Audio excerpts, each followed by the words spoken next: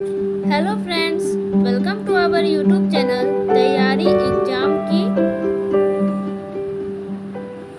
Video में हम लोग कक्षा 12वीं हिंदी से पाठ है 12 तिरीज जिनके लेखक हैं उदय प्रकाश। तो इसमें हम लोग संपूर्ण पाठ का हल एक वीडियो में देखने वाले हैं। तो अगर आप लोग हमारे चैनल पे नए हैं तो चैनल को सब्सक्राइब करके बेल आइकन को प्रेस कर दीजिएगा ताकि हमारे और भी वीडियो के अपडेट्स सबसे पहले आप तक पहुँचे।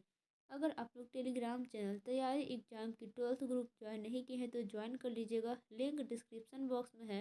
नहीं तो टेलीग्राम पे जाके सर्च करेंगे तैयारी एग्जाम की 12th ग्रुप और ज्वाइन कर लेंगे।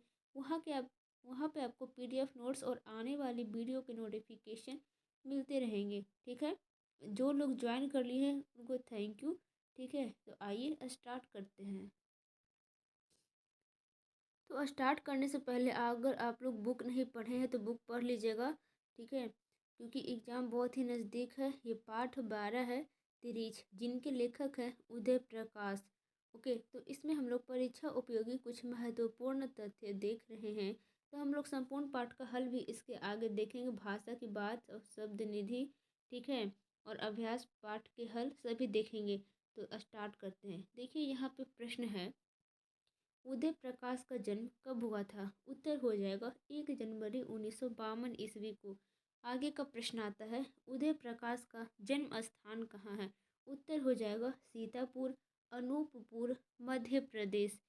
आगे के प्रश्न है यहाँ पे, उदय प्रकाश के माता पिता का क्या नाम है? तो माता का नाम है यहाँ पे गंगा देवी एवं पिता का नाम है प्रेम कुमार सिंह। आगे के प्रश्न है यहाँ पे, उदय प्रकाश की शिक्षा के विषय में आप क्या जानते हैं? तो उत्तर में लिखेंगे आप लोग, वे BSSC MA हिंदी सागर विश्वविद्यालय सागर मध्य प्रदेश से किए। आगे का प्रश्न है, उदय प्रकाश की वृत्ति यानी पेशा, ठीक है, यानी कि पेशे से वे क्या थे? तो उत्तर में लिखेंगे आप लोग, जवाहर नेहरू विश्वविद्यालय नई दिल्ली के भारतीय भाषा विभाग में कुछ समय तक अध्यापन, संस्कृति विभाग मध्य प्रदेश सरकार में विशेष कर्तव्यस्थ अधिकारी रहे। देखिए, कोई चीज़ आप लोग लिखेंगे, कोई वर्ड आपको यहाँ पे कंप्लीट नहीं होगा तो एक ऐसे करके आगे के वर्ड यहाँ पे आप लोग लिख देंगे। ठीक है, यहाँ पे पॉइंट है, दिनमान के संपादन विभाग में कार्य किए, संडे मेल नई दिल्ली में सहायक संपादक रहे, प्रेस ट्रस्ट ऑफ इंडिया के टेलीविज़न विभाग में विचार और पटकथा प्रमुख रहा। यहाँ पे बिंदु है, टाइम्स रिसर्च फाउंडेशन में पत्रकारिता का अध्यापन, अंग्रेजी पत्रिका इमिनेंस का संपादन आदि के ध्यान देंगे। अंग्रेजी पत्रिका का संपादन इन्होंने किया जिसका नाम था इमिनेंस। ठीक है, यहाँ पे प्रश्न आता है, उदय प्रकाश के संप्रति के विषय में आप क्या जानते हैं? तो उत्तर में लिखेंगे, स्वतंत्र लेखन, फिल्म निर्माण, अखबारों तथा फिल्मों के लिए लेखन किए। आगे का प्रश्न आता है जो कि एग्जाम के दृष्टिकोण से बहुत ही महत्वपूर्ण है, उदय प्रकाश की कौन कौन सी कृतियाँ लिखे? तो उत्तर में लिखेंगे, दरियाई घोड़ा, तिरेज और अंत में प्रार्थना, पॉल गोमरा का स्कूटर, पीली छतरी वाली लड़की, दत्तात्रेय के दुख, अरेबा परेबा, मोहनदास, मैंगोसील कहानी, सुनो कारीगर। देखिए, मैंगोसील जो है वो कहानी है, सुनो कारीगर, अबूतर कबूतर, रात में हारमोनियम ये कविता संग्रह है। यहाँ पे अंडरलाइन कर दिया गया है ब्लैक पेन के माध्यम से। ईश्वर की आंख, निबंध आलोचना, कला अनुभव, इंदिरा गांधी की आखिरी लड़ाई, लाल घास पर नीले घोड़े, रोमियो रोला का भारत, ये सभी अनुवाद हैं। ठीक है, आगे का प्रश्न आता है यहाँ पे, उदय प्रकाश की फिल्म टीवी के विषय में आप क्या जानते हैं? उत्तर में लिखेंगे, वे अनेक धारावाहिकों और टीवी फिल्मों के स्क्रिप्ट लिखे, यह कार्य जारी है। ठीक है, अब देखिए हम लोग प्रश्न उत्तर की ओर आ चुके हैं। फिर से आप लोग देख लीजिए, पाठ है 12 तिरीज जिनके लेखक हैं उदय प्रकाश। तो इसमें हम लोग अभ्यास प्रश्न की ओर आ चुके हैं। यहाँ पे आप लोग देख सकते हैं पाठ के साथ प्रश्न संख्या 1 है, लेखक के पिता के चरित्र का वर्णन अपने शब्दों में करें। तो अपने शब्दों में करना है, अगर आप लोग नहीं कर पाते हैं तो ये भी आप लोग यूज कर सकते हैं। उत्तर में लिखेंगे, लेखक उदय प्रकाश के पिता अंतर्मुखी और ग्रामीण संवेदना के व्यक्ति हैं, उनकी मितभाषिता व गंभीरता उन्हें एक रहस्य पुरुष की छवि प्रदान करती है। उनकी संतान कम उन्हें इसी रूप में देखती है। आगे है, पिता शहर से आतंकित है। भरसक वे शहर जाने से कतराते हैं। अपनी सहजता, गंभीरता और गवईपन के बावजूद बच्चों के लिए वे अभयारण्य हैं। आधुनिकता के उपकरण सहज जीवन बोध पर किस तरह हावी हो गए हैं, इसका पता तिरिच कहानी में मिलता है। बात करें हम लोग आगे की, तो लेखक के पिता अपने स्वभाव के अनुरूप स्वयं ही लाचार और दयनीय बन जाते हैं। आज की जटिल जीवन की स्थितियों में सहजता कितनी खतरनाक हो सकती है, लेखक के पिता इससे अनभिज्ञ हैं। अस्तित्व की रक्षा के लिए दृढ़ता आवश्यक है। लेखक के पिता की सहजता उन्हें किसी तरह के प्रतिरोध करने से रोकती है। उन्हें जब धतूरे का काढ़ा दिया जाता है तो वे उसे सहज स्वीकार कर लेते हैं, शायद यह जानते हुए भी कि धतूरा घातक नशीला पदार्थ होता है। लेखक के पिता एक प्रतीकात्मक भूमिका अदा करते हैं। आगे है यहाँ पे, वे कहानीकार के हाथ में एक औजार के रूप में प्रयुक्त हुए हैं, जिसके माध्यम से वह न्याय व्यवस्था, प्रशासन व्यवस्था और आर्थिक व्यवस्था में व्यक्त अमानवीयता को उद्घाटित करता है। लेखक के पिता नई परिस्थितियों और जीवन मूल्यों से परिचित नहीं लगते हैं, अतः वे इससे आक्रांत होते हैं। वे मितभाषी व गंभीर तो हैं, पर दृढ़ नहीं हैं। उनके स्वभाव में आक्रामकता नहीं है। शहर में उनके साथ जो कुछ भी अमानवीय व्यवहार होता है, इससे उनकी दयनीयता ही प्रकट होती है। अगर आप लोग कहानी नहीं पढ़े होंगे तो पढ़ लीजिएगा, बहुत ही लॉन्ग कहानी है। अगर नहीं पढ़ सकते हैं तो वीडियो को आराम से अंत तक देखिएगा, ठीक है, आपको समझ में आ जाएगा। प्रश्न संख्या 2 है, तिरीच क्या है? कहानी में यह किसका प्रतीक है? और ये एग्जाम के दृष्टिकोण से बहुत ही महत्वपूर्ण है। आप लोग एक नोटबुक में बगल में लिख दीजिए, ठीक है, लिख के रख लीजिए। उत्तर में लिखेंगे, तिरीच एक बेहद जहरीला जीव है जिसके काटने से व्यक्ति का बचना नामुमकिन हो जाता है। यह जैसे ही आदमी को काटता है वैसे ही वहाँ से भागकर किसी जगह पेशाब करता है और पेशाब में लेट जाता है। अगर तिरीच ऐसा कर दे तो आदमी बच नहीं सकता। वही तिरीच काटने के लिए तभी दौड़ता है जब उसे नज़र टकरा जाए। कहानी में तिरीच मृत्यु का प्रतीक है, जिस भीषण यथार्थ के शिकार बाबूजी बनते हैं। बेटे के सपने में तिरीच बनकर प्रकट होता है। प्रश्न संख्या 3 आता है, अगर तिरीच को देखो तो उसे कभी आँख मत मिलाओ। आँख मिलते ही वह आदमी की गंध पहचान लेता है और फिर पीछे लग जाता है। फिर तो आदमी चाहे पूरी पृथ्वी का चक्कर लगा ले, तिरीच पीछे पीछे आता है। क्या यहाँ तिरीच केवल जानवर भर है? यदि नहीं तो उससे आँख क्यों नहीं मिलाना चाहिए? तो उत्तर में लिखेंगे आप लोग, इस पाठ में वर्णित तिरीच संभवतः एक विषैला जंतु नहीं अपितु मानव की हिंसात्मक पाशविक प्रवृत्तियां प्रतीत होती है। यद्यपि तिरीच एक खतरनाक विषैला जानवर होता है जिसके काटने से मनुष्य की प्रायः मृत्यु हो जाती है, किंतु मानव की हिंसक तथा दानवीय गतिविधियां उससे अधिक अत्यंत घातक तथा मर्मांतक यानी कि असह्य पीड़ादायी होती है। आगे है, उसे मनुष्य घुल घुल कर मौत के मुंह में चला जाता है। कथाकार ने तिरीच से आँख नहीं मिलाने का परामर्श दिया है, क्योंकि तिरीच की प्रकृति है, परस्पर आंखें मिल जाने पर वह अपने शिकार पर आक्रमण कर देता है तथा अपने विषैले दांत उसके शरीर में गड़ा देता है। यहाँ पे घूट घूट कर होगा, ठीक है, यहाँ पे घुल घुल कर लिखा हुआ है लेकिन शायद घूट घूट कर होगा, ठीक है, घूट घूट कर। आप लोग सही कर लीजिएगा, कभी कभी मिस्टेक हो जाते हैं, ठीक है। अब देखिए आगे है, यहाँ पर कहानीकार दुर्जन एवं तिरीच के समान खतरनाक व्यक्तियों से आंखें नहीं मिलाने के लिए कहता है। इसका निहितार्थ यह है कि हमें ऐसे व्यक्तियों से किसी प्रकार का संबंध नहीं रखना चाहिए तथा उनसे किसी प्रकार का पंगा भी नहीं लेना चाहिए। उनसे दूर ही रहना चाहिए। अवांछनीय व्यक्तियों से ना तो मित्रता अच्छी होती है और ना ही शत्रुता। उनसे आंखें मिलाना श्रेयस्कर नहीं, ठीक है। प्रश्न संख्या 4 आता है, तिरीच लेखक के सपने में आता था और वह इतनी परिचित आंखों से देखता था कि लेखक अपने आप को रोक नहीं पाता था।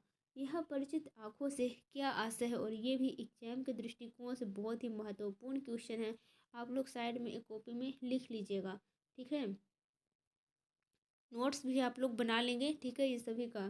तिरीछ लेखक के सपने में आता था। सपना मनुष्य नींद में देखता है, जागृत अवस्था में सपने नहीं आते। जैसे कि आप लोग सोए नहीं रहते हैं, जागे हुए रहते हैं, तो आपको सपना आते हैं क्या? तो नहीं आते हैं। तो कल्पनाएं आती हैं, हाँ, आप लोग सोच सकते हैं, भाव आते हैं। कुछ सपने हमारे जीवन में घटित घटनाओं पर आधारित होते हैं, तो कुछ कल्पनाएं आती है, जैसे कि कोई कल्पना करता है, भाव आते हैं। कुछ सपने हमारे जीवन में घटित घटनाओं पर आधारित होते हैं, तो कुछ कल्पना की उड़ान अथवा आधारहीन होते हैं। लेखक द्वारा कही गई इस उक्ति में संभवतः वैसे मानवीय चेहरों का वर्णन है जो तिरिच की तरह ही क्रूर है। आगे की बात करें तो वह उसे परिचित सा प्रतीत होता है, अर्थात वह इस प्रकार देखता है मानो वह उसकी परिचित तथा घनिष्ठ संपर्क वाला व्यक्ति है। अतः लेखक का स्वयं को नहीं रोक पाना स्वाभाविक है। लेखक को उसकी वास्तविकता का ज्ञान नहीं है, उसकी हिंसक प्रवृत्ति की जानकारी नहीं है। बात करें आगे की तो परिचित आँखों का अर्थ है कि वह व्यक्ति मानो परिचित हो।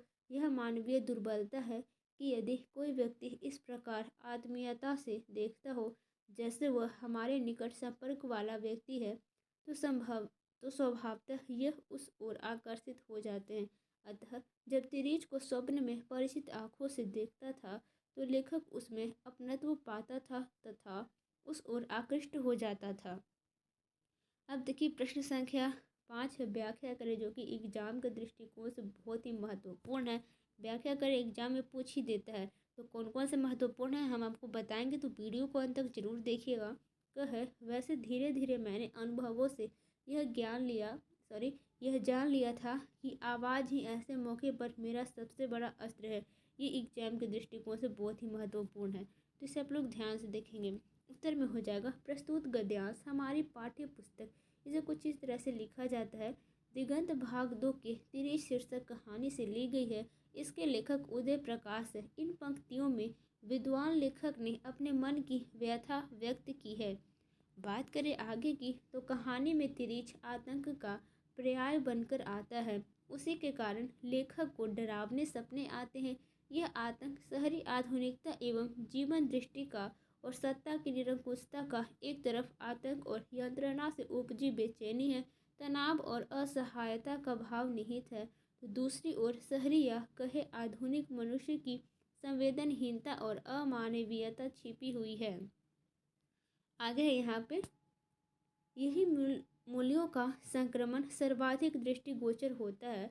परंपरा और आधुनिकता अथवा पुराने और नए द्वंद्व से जहाँ नवीन भावोध का सृजन हुआ, वहीं कुछ विकृतियों ने भी जन्म लिया। बात करें आगे की तो संवेदना का क्षरण हुआ। इस क्षरण ने अजनबीपन, अकेलापन, घुटन और संत्रास जैसे भावोध दिए। दूसरे भावोध के कारण लेखक हमेशा डरा हुआ महसूस करता है। उसे डरावने सपने आते हैं।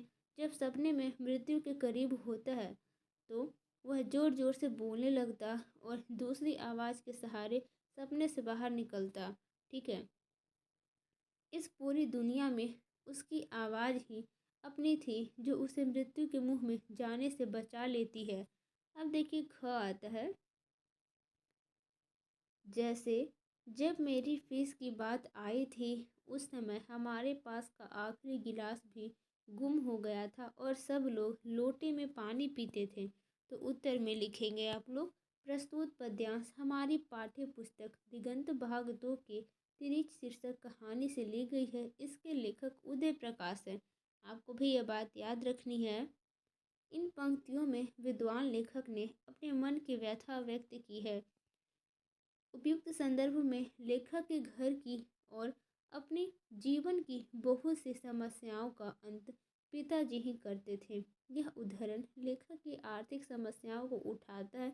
जैसा कि हमारे समाज में होता है कि घर की सारी समस्याओं का निपटारा घर के मुखिया यानी कि पिताजी द्वारा ही होता हो। ठीक है, तो ये गर्व की बात है। आर्थिक कमी को ही व्यंजित करती है। एक रिटायर्ड हेडमास्टर की चुप्पी उसके घर की बदहाली का ही संकेत देती है, परंतु पुनः 2-3 दिन के बाद फीस मिलना पुत्र के लिए गर्व की बात बन जाती है। आखिर किसी तरह पिता ने अपने दायित्व का निर्वाह किया। यह दायित्व का निर्वहन ही गर्व की बात है। परंतु लेखक द्वारा कहा गया कथन मध्य वर्गीय ग्रामीण जीवन की आर्थिक बदहाली की सच्ची तस्वीर प्रस्तुत करता है। ग आता है यहाँ पे। आश्चर्य था कि इतने लंबे अरसे से उसके अड्डे को इतनी अच्छी तरह से जानने के बावजूद कभी दिन में आकर मैंने उसे मारने की कोशिश नहीं की थी। ठीक है, तो ये भी एग्जाम के दृष्टिकोण से महत्वपूर्ण है, आपके एग्जाम में आ सकता है। ठीक है, तो इसे भी आप लोग वीवीआई प्रश्न के लिस्ट में लेकर चलिए। तो उत्तर में लिखेंगे आप लोग, प्रस्तुत गद्यांश हमारी पाठ्य पुस्तक दिगंत भाग 2 की तिरिच शीर्षक कहानी का एक अंश है। इस सारगर्भित कहानी के लेखक उदय प्रकाश हैं। आगे है, लेखक को सपने में तिरिच आते रहने के कारण कहीं न कहीं उनमें भय घर कर गया था। इसी कारण इतने लंबे अरसे से उसके अड्डे को इतनी अच्छी तरह जाने के बावजूद कभी दिन में आकर मारने की कोई कोशिश नहीं की। यह आश्चर्य डर का प्रतिरूप था। हमारे जीवन में कुछ ऐसी घटनाएं हो जाती है जो हमारे मन में घर कर जाती है, यानी कि बस जाती है, निकलने का नाम नहीं लेती है, जिसके कारण हम हमेशा डरे से रहते हैं। यही डर हमें उससे लगाती है। यही वजह थी कि सब कुछ जानने के बाद भी उसने मारने की कोशिश नहीं की। जब वही सपने उसे आने बंद हो गए तो उसने जाकर तिरीच को जलाया और अपने को विजित महसूस करने लगा। कौन? तो लेखक। अब देखिए घ है, मुझे यह सोचकर एक अजीब सी राहत मिलती है और मेरी फंसी हुई सांसें फिर से ठीक हो जाती है कि उस समय पिताजी को कोई दर्द महसूस नहीं होता रहा होगा। देखिए इसका व्याख्या है यहाँ पे। उत्तर में इस तरह से लिखेंगे, प्रस्तुत गद्यांश हमारी पाठ्य पुस्तक दिगंत भाग 2 के तिरीच शीर्षक कहानी का एक अंश है। इस सारगर्भित कहानी के लेखक उदय प्रकाश हैं। इन पंक्तियों में लेखक अपने पिताजी के विषय में वर्णन कर रहा है। उसके पिताजी शहर में जाकर विभिन्न स्थानों पर वहाँ के लोगों निवासियों की हिंसक कार्रवाइयों के शिकार हो जाते हैं। उनको काफ़ी चोटें आती है और वे मरणासन हो जाते हैं, यानी कि मृत्यु को प्राप्त कर लेते हैं। ठीक है, उन स्थितियों में भी लेखक एक अजीब सी राहत महसूस करता है तथा उसकी फंसती हुई सांसें सामान्य हो जाती है। तो किसकी? तो लेखक की। वह ऐसा अनुभव करता है कि उसके पिताजी को अब कोई दर्द महसूस नहीं होता रहा होगा। वह ऐसा इसलिए सोचता है कि जब उनके पिताजी को ऐसा विश्वास होने लगा होगा कि उनके साथ जो कुछ भी हुआ वह एक सपना था, उनकी नींद खुलते ही सब ठीक हो जाएगा। पुनः वह यह भी आशा व्यक्त करता है कि उसके पिताजी फर्श पर सोते हुए उसे और उसकी छोटी बहन यानी कि लेखक की छोटी बहन को भी देख सकेंगे। लेखक की इस उक्ति में अजीब विरोधाभास है। लेखक के पिता बुरी तरह घायल हो गए हैं, उनकी स्थिति चिंताजनक हो गई है, फिर भी वह आशा करता है कि वे स्वस्थ हो जाएंगे, उन्हें कोई दर्द महसूस नहीं होगा और वे लेखक तथा उसकी छोटी बहन को फर्श पर लेटे हुए देखेंगे। यहाँ भी लेखक के प्रतीकात्मक भाषा शैली का प्रयोग किया है। संभवतः हिंसात्मक भीड़ द्वारा उनके पिताजी की बेरहमी से पिटाई तथा उनका सख्त घायल होना उनकी विपन्नता, प्रताड़ना तथा त्रासदपूर्ण स्थिति को इंगित करता है। प्रतीकात्मक भाषा द्वारा लेखक ने अपने विचारों को प्रकट किया है, ऐसा अनुभव होता है। अब देखिए आगे है यहाँ पे लेखक का इस क्रम में आगे चलकर यह कहना कि और जैसे ही वे जागेंगे सब ठीक हो जाएगा या नीचे फर्श पर सोते हुए मैं और छोटी बहन दिख जाएंगे। लेखक के पिताजी एवं परिवार की शोचनीय आर्थिक दशा का सजीव वर्णन मालूम पड़ता है। प्रश्न संख्या 6 आता है, तिरीच को जलाने गए लेखक को पूरा जंगल परिचित लगता है क्यों?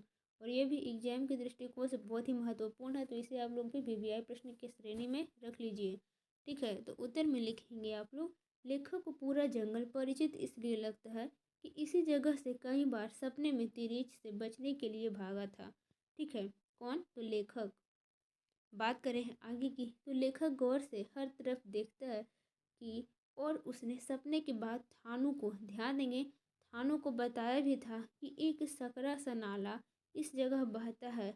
नाले के ऊपर जहाँ बड़ी बड़ी चट्टानें हैं वहीं कीकर का, ध्यान देंगे, कीकर का एक बहुत पुराना पेड़ है। जिस पर बड़े मधुमक्खी के छत्ते हैं। लेखक को एक भूरा रंग का चट्टान मिलता है जो बरसात भर नाले के पानी में आधी डूबी रहती है। लेखक को उसी जगह तिरिच की लाश भी मिल जाती है। सपने में आई बातों का सच होना लेखक को जंगल से परिचित कराता है। आगे है, इसलिए लेखक को जंगल परिचित लगता है क्योंकि इन सब चीज़ों को वह सपने में देख चुका है। देखिए, तिरिच कहने का मतलब बार बार आ रहा है तिरिच। जिनको नहीं पता है बता देते हैं। इसको गोह भी कहते हैं, बिस्खापर भी कहते हैं, बिटगोह भी कहते हैं। गांव में इसके तरह तरह के नाम हैं। ठीक है, अब देखिए प्रश्न संख्या 7 आता है। इस घटना का संबंध पिताजी से है, मेरे सपने से है और शहर से भी है। शहर के प्रति जो एक जन्मजात भय होता है उससे भी है। यह भय क्यों है? तो उत्तर में लिखेंगे आप लोग। तिरिच कहानी के लेखक के पिता को शहर इतना आतंकित करता है कि वे शहर जाने से बार बार कतराते हैं, नहीं जाने के बहाने ढूंढते हैं। शहर की संवेदनशीलता उसके भय का कारण है। किसके? तो लेखक के पिता को। ठीक है, कहानी में वर्णित शहर में जब पिता डरते डरते शहर जाते हैं तो उनके साथ हुए अमानवीय व्यवहार से लगता है कि शहर की संवेदना मर गई है। शहर का प्रत्येक व्यक्ति अपने स्वार्थ से ओतप्रोत है। नई पीढ़ी अराजक एवं हिंसक हो गई है।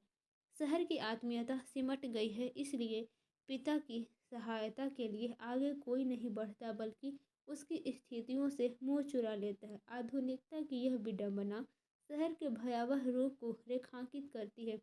इस प्रकार एक ठेठ ग्रामीण संवेदना का व्यक्ति शहरी वातावरण में किस तरह से खुद को अजनबी, असहाय और अकेला महसूस करता है, उपयुक्त दृष्टांत इसका परिचय देते हैं। प्रश्न संख्या 8 है। कहानी में वर्णित शहर के चरित्र से आप कितना सहमत हैं? आप कितना सहमत हैं आप बता सकते हैं, नहीं तो ये आंसर आप लोग लिख दीजिएगा। कहानी में शहर का अत्यंत सजीव तथा रोमांचकारी वर्णन किया गया है। शहरी जीवन की विसंगतियों तथा विकृतियों का भी इसमें सफल निरूपण है। शहर में आधुनिकता से उपजा द्वंद्व भीषण और यथार्थ है। आगे है यहाँ पे, लेखक के पिताजी सुदूर गांव में रहते थे तथा ग्रामीण परिवेश में ही उनकी शैली है। शहर की आधुनिकता से वे कटे से हैं, अनभिज्ञ से हैं। यदा कदा किसी कार्यवश वे शहर जाते हैं एवं कार्य संपादित होने के बाद लौट आते हैं। शहर की संस्कृति उन्हें रास नहीं आती। जो व्यक्ति गांव में बसा हुआ पला है, बड़ा हुआ है, बूढ़ा होकर अब मरने को कगार पर है, वो शहर आता है तो उसे समझ में नहीं आता है शहर की चीज़ें, व्यवस्थाएं। ठीक है, एक बार वे कचहरी के काम से शहर आते हैं। उनके साथ कठिनाई यह थी कि शहर की सड़कों को वे भूल जाते थे। इसी क्रम में वे भटकते हुए कई स्थानों में चल जाते हैं। ठीक है, आगे है यहाँ पे, उस क्रम में उनके प्रति लोगों में भ्रम की स्थिति पैदा हो जाती है। उनकी गवई, वेशभूषा और चाल ढाल, देखिए गांव की वेशभूषा है और चाल ढाल है, से शहर के उन इलाकों के लोग उनके प्रति गलत धारणा बना लेते हैं कि गांव के लोग आया है, कहाँ से आ गया है। जिनकी परिणति एक त्रासदी में होता है, उनके ऊपर अनेक प्रकार के जुल्म ढाए जाते हैं। उन्हें अपमान, तिरस्कार तथा प्रताड़ना का चूट पीना पड़ता है। आगे है यहाँ पे, वे सबसे पहले स्टेट बैंक की एक शाखा में जाते हैं। वहाँ के कर्मचारी उन्हें शराबी, पागल और बाद में डकैत यानी कि अपराधी समझ बैठते हैं तथा उनकी जमकर पिटाई करते हैं। इतना ही नहीं, आगे आप लोग देखिए और क्या क्या होता है उनके साथ। तो उनके कागजात एवं रुपये छीन लेते हैं। किसी तरह वहाँ से निकल कर वे पुलिस थाना पहुँचते हैं। कौन? तो लेखक के पिता। कमीज और पैंट फटी थी। दरोगा ने उन्हें पागल समझकर सिपाही द्वारा घसीटवा कर थाने से बाहर करवाया। वहाँ से वे इतवारी कॉलोनी आए। धोती भी उस समय तक उतर चुकी थी। ध्यान देंगे आप लोग, केवल चड्डी शेष बची थी। बात करें हम लोग आगे की, तो इसके बाद इतवारी कॉलोनी तथा नेशनल रेस्टोरेंट में भी उन्हें पागल या चोर उचक्का समझा गया तथा वहाँ पत्थर मारकर मरणासन कर दिया गया।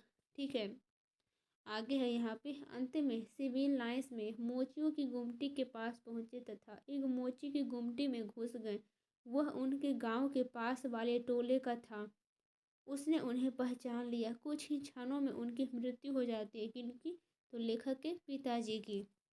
इस प्रकार स्टेट बैंक, पुलिस थाना, इतवारी कॉलोनी तथा नेशनल रेस्टोरेंट, इन सभी स्थानों में जब लेखक के पिताजी जाते हैं तो उन्हें डकैत, अपराधी, शराबी, पागल आदि समझकर उन पर निर्मम प्रहार किया गया, कपड़े फाड़ दिए गए अथवा उतरवा लिए गए। बेरहमी से पिटाई की परिणति उनकी दुखद मृत्यु में हुई। आगे है यहाँ पे, अपने जीवन के अंतिम क्षणों में वे मोचियों की कॉलोनी में पहुँचते हैं। केवल वही कुछ सहानुभूति की झलक मिलती है। ठीक है, बात करें आगे की तो इस प्रकार शहरी तथा ग्रामीण जीवन के बीच उपजी खाई का इसमें चित्रण है। शहर की आधुनिक संस्कृति से उपजी विकृति तथा द्वंद्व का ज्वलंत उदाहरण है। लेखक के पिताजी की करुण गाथा लेखक से तिरिश जैसे विषैले जंतु को प्रतीक स्वरूप कहानी में प्रतिस्थापित किया है। कहानी में वर्णित शहर का चरित्र पूर्णतया उचित एवं निर्विवाद रूप से सत्य है। देखिए, जो स्टूडेंट्स बुक भी नहीं पढ़े हैं तो उनके लिए भी ये वीडियो बहुत ही रामबाण साबित होगा। आप लोग एक बार फिर से और वीडियो को देख लीजिएगा, ठीक है, तो आपको एग्जाम में बहुत ही अच्छा नंबर आएंगे। देखिए, प्रश्न संख्या 9 है, लेखक के पिता के साथ एक दिक्कत यह भी थी कि गांव या जंगल की पगडंडियां तो उन्हें याद रहती थी, शहर की सड़कों को वे भूल जाते थे। इसके पीछे क्या कारण हो सकता है? आप क्या सोचते हैं, लिखे। तो आप क्या सोचते हैं, लिखे। ठीक है, तो यहाँ पे देखिए हम लिखे हैं, आप लोग भी लिख ही लीजिएगा, ठीक है। लेखक के पिताजी का संपूर्ण जीवन गांव में बीता। वह ग्रामीण जीवन शैली के अभ्यस्त थे। शहर केवल आवश्यक कार्य पड़ने पर ही आते थे तथा कार्य संपादित कर फौरन वापस चले जाते थे। ठीक है, आगे है यहाँ पे, यह स्वाभाविक है कि जिससे हमारा लगाव रहता है उस स्थान से हम पूर्ण परिचित हो जाते हैं तथा पूर्णतया जुड़ जाते हैं। आगे की बात है, तो लेखक के पिताजी गांव में रहते थे। स्वभावतः वे प्रकृति प्रेमी थे। पहाड़, वन, नदी, झरना आदि प्रकृति के अमूल्य धरोहर के प्रति उनका स्वाभाविक आकर्षण था। प्रतिदिन वे पहाड़ एवं जंगल की ओर टहलने निकल जाते थे। ध्यान देंगे, पूरा सिंपल सिंपल वर्ड है, ठीक है, आप लोग मत कहिएगा कितना लॉन्ग है, ठीक है। शहर से उनका संबंध सीमित था। यदा कदा आवश्यक कार्य बस जाते थे तथा कार्य करके फौरन वापस लौट आते थे। शहरी जीवन से भी उनका लगाव नहीं था, अतः उन्हें शहर की सड़कों की जानकारी नहीं थी तथा वे सड़कों को प्रायः भूल जाते थे। आगे यहाँ पे यह निर्विवाद सत्य है कि मनुष्य को जो वस्तु प्रिय होती है उसकी उसे विस्तृत जानकारी रहती है। उसी प्रकार जिसके प्रति उसे कोई अभिरुचि नहीं होती उसके प्रति उत्सुकता भी नहीं होती तथा वहाँ पर वह भटक जाता है। अब देखिए, प्रश्न संख्या 10 आता है, स्टेट बैंक के कैशियर अग्निहोत्री, नेपाली चौकीदार Thapa, assistant branch manager Mehta, थाने के एसएचओ राघवेंद्र प्रताप सिंह के चरित्र का परिचय अपने शब्दों में आपको देना है। तो आप दीजिए अपने शब्दों में, नहीं तो देखिए यहाँ से भी आप लोग लिख सकते हैं। देखिए, कैशियर अग्निहोत्री, तो कैशियर अग्निहोत्री शहर के देशबंधु मार्ग पर स्थित स्टेट बैंक ऑफ इंडिया में कैशियर हैं।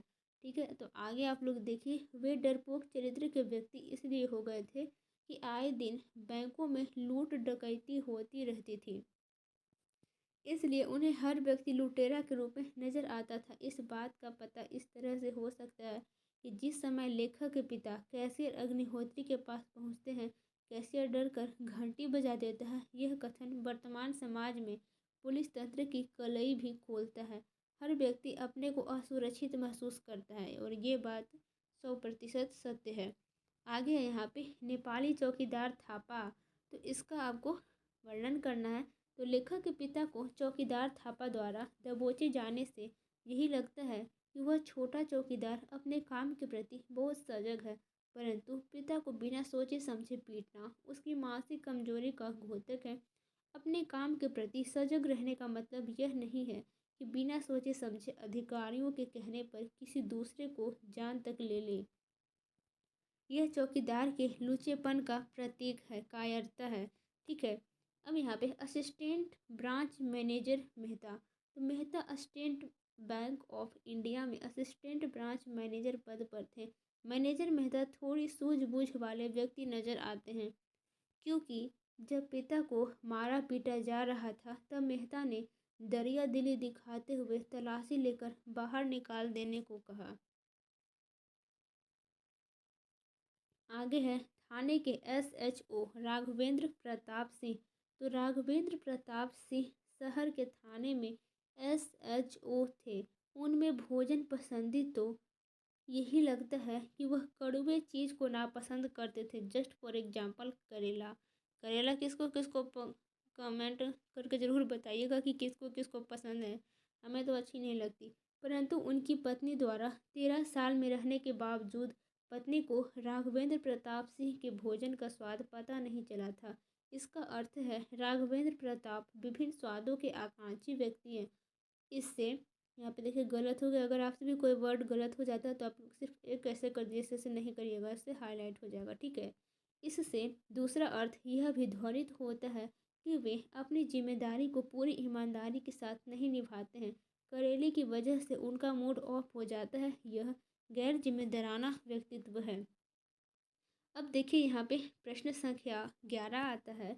लेखक के पिता अपना परिचय हमेशा Ram Swarth Prasad ex school headmaster and village head of Bakeli के रूप में देते थे। ऐसा क्यों? स्कूल और गांव के बिना वे अपना परिचय क्यों नहीं देते?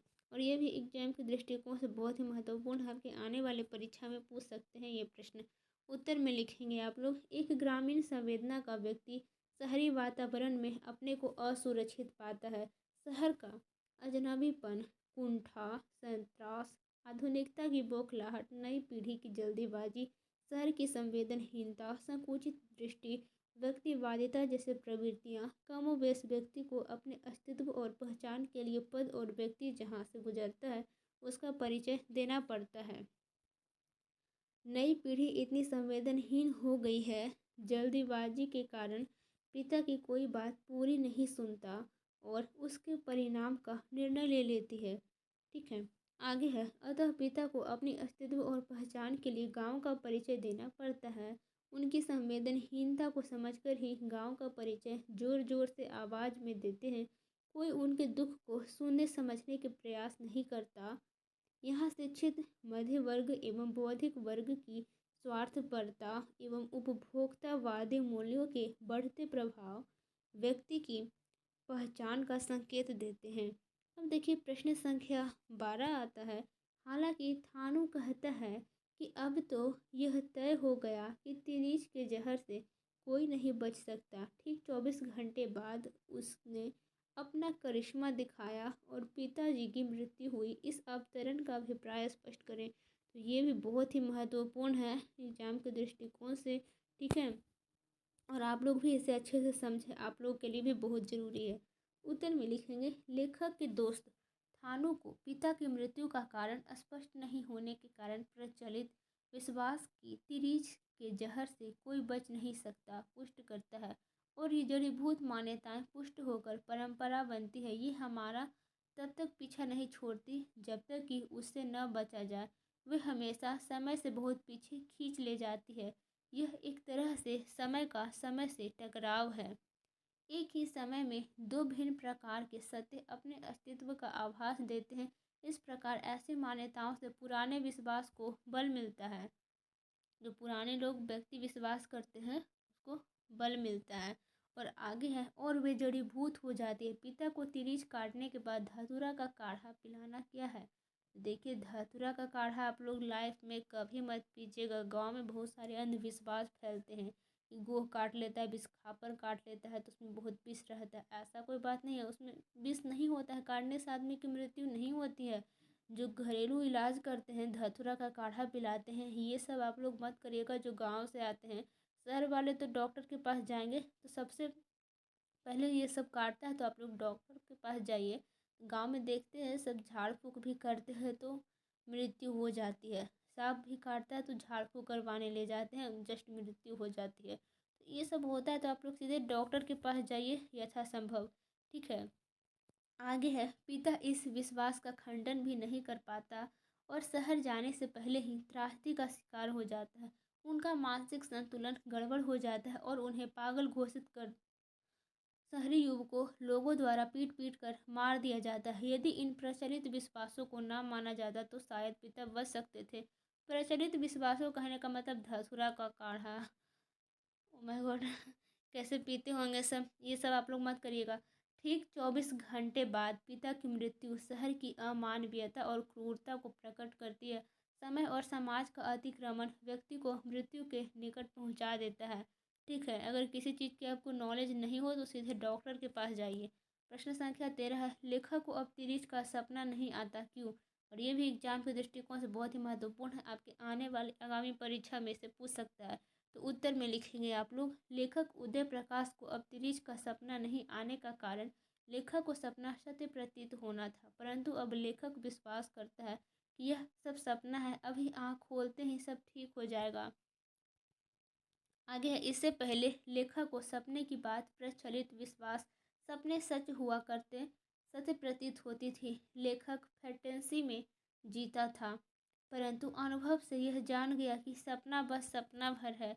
आगे है यहाँ पे, लेखक ने जटिल यथार्थ को सफलतापूर्वक अभिव्यक्त करने के लिए दुःस्वप्न का प्रयोग किया है, परंतु जैसे ही लेखक का भ्रम टूटता है तो उसे डर नहीं लगता और तिरिच के सपने नहीं आते।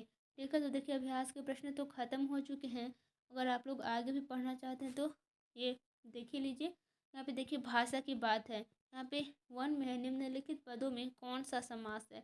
देखिए जन्मजात है यहाँ पे, तो जन्म से जुड़ा हुआ तत्पुरुष भारी भरकम, इसका हो जाएगा भारी और भरकम द्वंद्व। संवाददाता का मतलब संवाद का दाता तत्पुरुष, बीचों बीच, बीच और बीच, ये द्वंद्व समास है। नीलकंठ, कंठ है नीला जिसका बहुब्रीहि समास।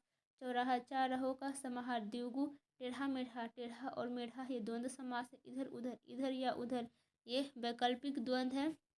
और आगे है चुंगी नाका, तो चुंगी के लिए नाका ये तत्पुरुष है। ठीक है, तो हम समास का भी वीडियो बहुत जल्द लाने वाले हैं। व्याकरण का सब्जेक्टिव चल रहा है, प्लेलिस्ट बना हुआ है, आप लोग विजिट कर लीजिएगा। और ऑब्जेक्टिव भी चल रहा है हिंदी व्याकरण के नाम से, तो आप लोग विजिट करके वहाँ से भी पढ़ सकते हैं। ठीक है, प्रश्न संख्या 2 है, कहानी से व्यक्तिवाचक संज्ञाओं को चुने। देखिए यहाँ पे कुछ व्यक्तिवाचक संज्ञा हैं, उसे हम चुने हैं, तो आप लोग भी लिख लीजिएगा। देखिए व्यक्तिवाचक संज्ञा में थापा, थपियाल, साहब, SHO, राघवेंद्र प्रताप सिंह, अग्निहोत्री, मैनेजर मेहता।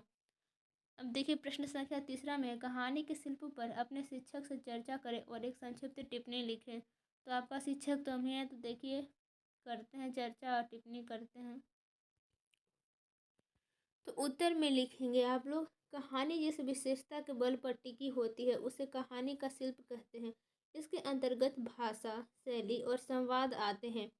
बात करें हम लोग भाषा की, तो कहानी की रचना की सारी विशेषताएं भाषा के माध्यम से ही हमारे सामने आती है, इसलिए कहानी की संरचना का प्राण भाषा को कहा जाता है। शब्दों के द्वारा ही कथा में रोचकता, पात्रों में सजीवता और परिवेश में स्वाभाविकता आती है। रचनात्मक का भाषा पर जितना अधिक अधिकार होगा उसकी रचना उतनी ही उत्कृष्ट होगी। बात करें हम लोग शैली की, तो कहानी चाहे घटना प्रधान हो या चरित्र प्रधान, उसकी विषय वस्तु ऐतिहासिक हो या समकालीन, चाहे वह जिस दृष्टि या उद्देश्य से लिखी गई हो, प्रत्येक कहानीकार का लिखने का अपना अंदाज होता है। कहानीकार इसी कारण विशिष्ट होता है। कहानी लिखने की कई शैलियाँ प्रचलित है। घटना प्रधान कहानियाँ प्रायः वर्णनात्मक शैली में लिखी जाती है, जिसमें लेखक घटनाओं का वर्णन करता है। चरित्र प्रधान कहानियों में लेखक मनोविश्लेषणात्मक का प्रयोग करता है और पात्रों के अंतर्द्वंद को प्रस्तुत करता है। कथानक आवश्यकतानुसार आत्मकथा शैली का पूर्व दीप्ति शैली, फंतासी शैली भी प्रयोग करता है। अब आगे देखिए संवाद। कहानी के विभिन्न पात्र आपस में बातचीत करते हैं, उन्हें ही हम संवाद कहते हैं। संवादों से कहानी आगे बढ़ती है, विभिन्न पात्रों के चरित्र पर प्रकाश पड़ता है। संवाद के द्वारा कथनी में नाटकीयता लाई जा सकती है और लंबे चौड़े वर्णन से बचा जा सकता है। वर्णन है, ठीक है। आइए अब हम लोग आगे की बात करते हैं। तिरिच कहानी आत्मकथात्मक शैली में लिखी गई है। तिरिच कहानी आत्मकथात्मक शैली में लिखी गई है। इसमें जादुई यथार्थवाद का प्रयोग किया गया है, जो एक पद्धति भी है, और शिल्प का नया प्रयोग भी मिथ को विश्वासों, धारणाओं और मान्यताओं का सहारा लेकर एक रचनाकार यथार्थ को प्रभावी बनाने का प्रयास करता है। आज की जटिल यथार्थ को सफलतापूर्वक अभिव्यक्त करने के लिए जादुई यथार्थवाद का प्रयोग किया जाता है। प्रश्न संख्या 4 आता है, भाषा की बात से इसे भी आप लोग देख लें। नीचे लिखे वाक्यों से संज्ञा एवं सर्वनाम चुनें। क है यहाँ पे, लेकिन बहुत जल्द हमें वह नाला मिल गया। संज्ञा नाला, सर्वनाम वह। ख है यहाँ पे, तिरिछ उसमें जल रहा था। संज्ञा तिरिछ, सर्वनाम उसमें। ग है यहाँ पे, मेरा अनुमान है कि उस समय पिताजी को बहुत प्यास लग रही होगी। संज्ञा पिताजी, सर्वनाम मेरा। घ है यहाँ पे, उसने घंटी भी बजा दी। तो संज्ञा घंटी, सर्वनाम उसने। ठीक है, तो यहाँ से तो भाषा की बात भी आपका समाप्त हो जाता है। अब हम लोग शब्द निधि की ओर भी चलते हैं, जो कि एग्जाम में आपसे पूछ देता है। जैसे कि गलत शब्द रहता है तो उसका सही शब्द, यानी कि ऐसे भी आपका पूछ देगा कि जोखिम का पर्यायवाची शब्द क्या होगा, या जोखिम का मतलब क्या रहता है। ठीक है, यानी कि जोखिम का मतलब क्या होता है, खतरा, या कुछ भी 4 ऑप्शन दे देगा। इससे भी प्रश्न आ ही जाते हैं एग्जाम में, ऑब्जेक्टिव क्वेश्चन में, तो आपको भी देख लेना है। देखिए, शब्द निधि है, ज़्यादा समय नहीं लगेगा, थोड़ा सा और रुक जाइए आप लोग। जोखिम का खतरा, बुर्जे का किले के परकोटों पर लगने वाले मंडप, अभेद जिसे भेदा ना जा सके। परकोटा का मतलब होता है किले के चारों ओर की ऊंची दीवारें। खौफनाक का मतलब होता है भयानक। यातनादायक का मतलब होता है यातना देने वाला, तकलीफ देह। भयाक्रांत का मतलब होता है भयभीत। घाघ का मतलब होता है भीतर ही भीतर सब कुछ समझने वाला, चतुर। आपको एग्जाम में लिख देगा ऑब्जेक्टिव में, भीतर ही भीतर सब कुछ समझने वाला, चतुर किसे कहते हैं, को क्या कहते हैं। 1 2 3 4 ऑप्शन दे देगा। एक में घाघ लिख देगा, एक में भयाक्रांत लिख देगा, एक में यातनादायक लिख देगा, एक में खौफनाक लिख देगा। तो आप लोग घाघ सही उत्तर करके आइएगा। तो इस तरह से ऑब्जेक्टिव क्वेश्चन भी आते हैं। सो आई होप आपको ये वीडियो अच्छा लगा होगा। तो लाइक तो कर ही दीजिएगा, क्योंकि बहुत मेहनत लगता है वीडियो बनाने में, कंटिन्यूअसली बोलने में। ठीक है, तो अपने दोस्तों के पास शेयर कर दीजिएगा। आज के इस वीडियो के लिए कमेंट ज़रूर आप लोग कीजिएगा कि ये वीडियो आपको कैसा लगा। तो आगे के एक और चैप्टर है, उसे ख़त्म करके हम लोग काव्य खंड की ओर चलेंगे। ठीक है, तो प्लेलिस्ट बना हुआ है 1 से लेकर जहाँ तक हम 12 तक पढ़ाए हैं, उसका प्लेलिस्ट में आप लोग विजिट करके देख सकते हैं, शुरू से लेकर। पीडीएफ प्राप्त करने के लिए टेलीग्राम चैनल तैयारी एग्जाम के 12th ग्रुप ज्वाइन कर लीजिएगा। लिंक डिस्क्रिप्शन बॉक्स में है, तो टेलीग्राम पे जाकर सर्च करेंगे तैयारी एग्जाम के 12th ग्रुप और ज्वाइन कर लेंगे। ठीक है, तो मिलते हैं नेक्स्ट वीडियो में। Thank you so much.